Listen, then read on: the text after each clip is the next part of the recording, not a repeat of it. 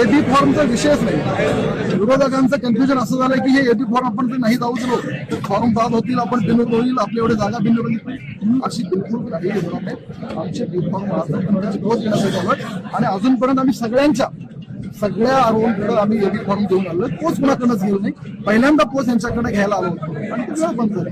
त्यामुळे आमची पोच आली की आमचा विषय संपून जाईल. इथे एकच नाही, सगळ्या ठिकाणी आम्ही अजून पोच घेतली नाही आणि अधिकाऱ्यांकडे गर्दी पण एवढी होती की पोच नंतर देतो म्हणजे, त्यामुळे सगळे पोच नंतर येतो. आत्ताच आम्हाला कळालं की त्यांच्या अध्यक्षांनी आमदारांनी सांगितलं की आम्ही आमच्या उमेदवारांना बी फॉर्म पहिलाच दिले. सगळ्याला माहित आहे तुमचे लोक डोळ्यात तेल घालून अशा पद्धतीने देवाची वाट बघतात.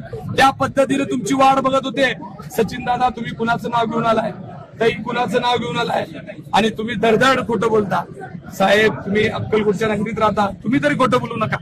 सगळ्यांनी तुम्ही सगळ्या समोर सांगितलं होतं की आम्ही फॉर्म दिले होते. मी एवढीच विनंती करतो, आतल्या आरोनी बाहेर येऊन सांगावं आणि त्यांनी दाखवावं. सगळ्या फॉर्म मध्ये जर भारतीय जनता पार्टीचा एबी फॉर्म जोडला असेल तर इथून आम्ही जातो.